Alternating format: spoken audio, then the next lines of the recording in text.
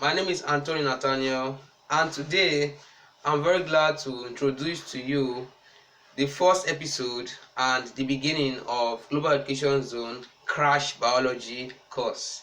Like I can hear somebody cheering in the background.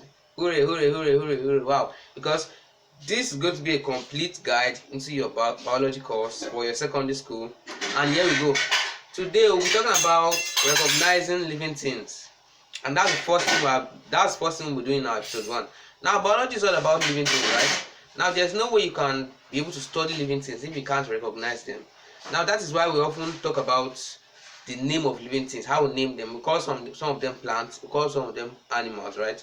Now there's a video in this channel which I titled Classification of Living Organisms. You can check that out in this channel. But this will be an overview and introduction into biology.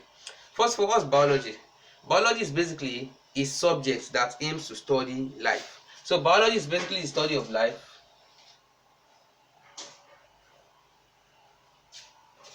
And this study of life consists of different types of life. So that is where we go to, from life, go to classifications of life. Now life also means living organisms. Now we could classify living organisms into 5 different kingdoms.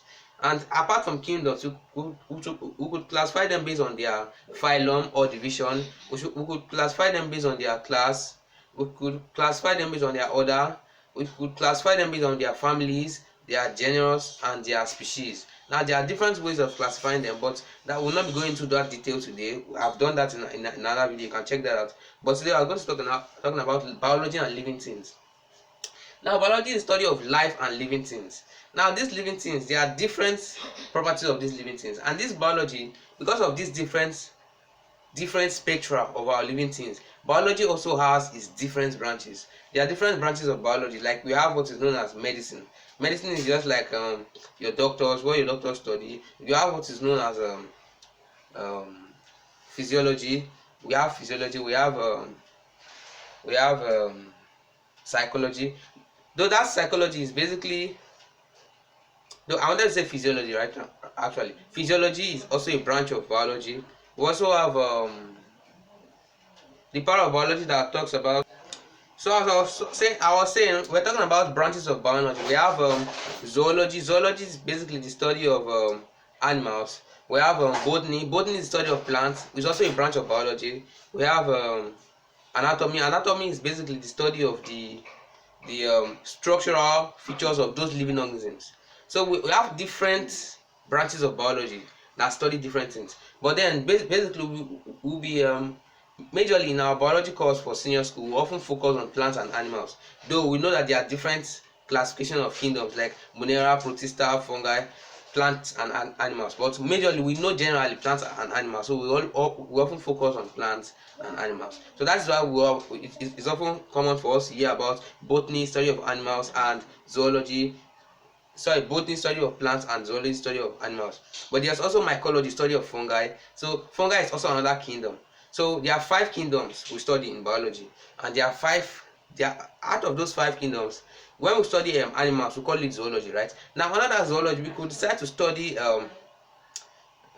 anatomy. That's the anatomical structures, the structures of those organisms. Or we could study physiology, which is the function of those structures of those organisms. So you can see that biology has different branches. So those are the definitions of the common branches of biology. They are not everything in all the branches.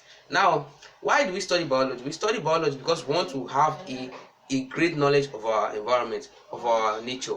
Now, our nature is something that is kind of like a hidden book. It has just like a hidden treasure. It is buried in different parts, different phases, and different spheres. And we want to discover what is it made up of? What is this design? How is it designed? How is it made? How is it structuralized? That everything we come to see in our lives today is the way it is. So that's the aim of biology. That's the reason why we study biology. The aim of biology is to know of the living part of our world.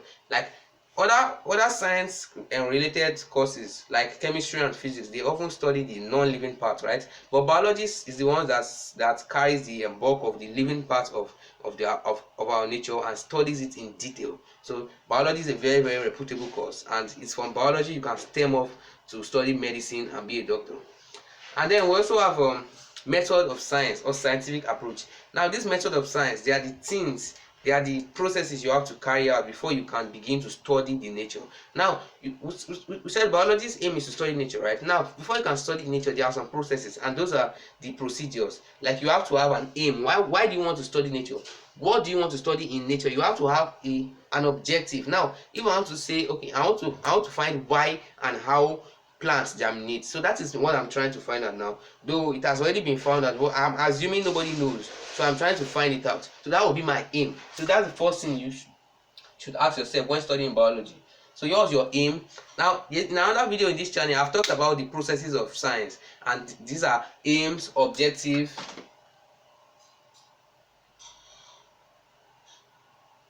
your method,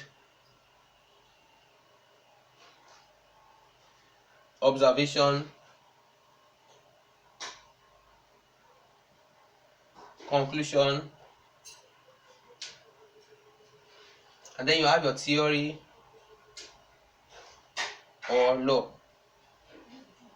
Now your aim basically talks about the fact that that is what you are trying to study. Now nowadays you can see our medicine students, our biological sciences, they try to dive deeper into biology now, and that's the aim. Then the objective is also the aim, and then we have the method. How do they intend to find this thing out? So that is the objective. They might make use of spectroscopy, they might make use of spectrometry, and every other thing they can use to analyze, and even the microscope, so that they can be able to dive deeper and understand our nature beneath our physical senses. So that's the method. And then you have your observation. Then after they've dived deeper, after they've gone extra mile to fish out these hidden mysteries of nature, that is characteristics of biological sciences, they will talk about their observations. What did they find out? So that is where we talk about all these fossils, all these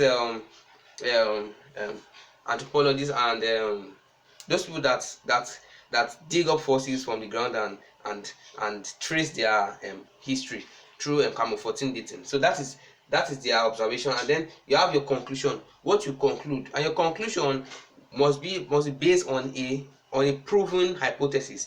Now you can check another video in this channel where I explain hypothesis and theory, but these are the basic processes and procedures of biology.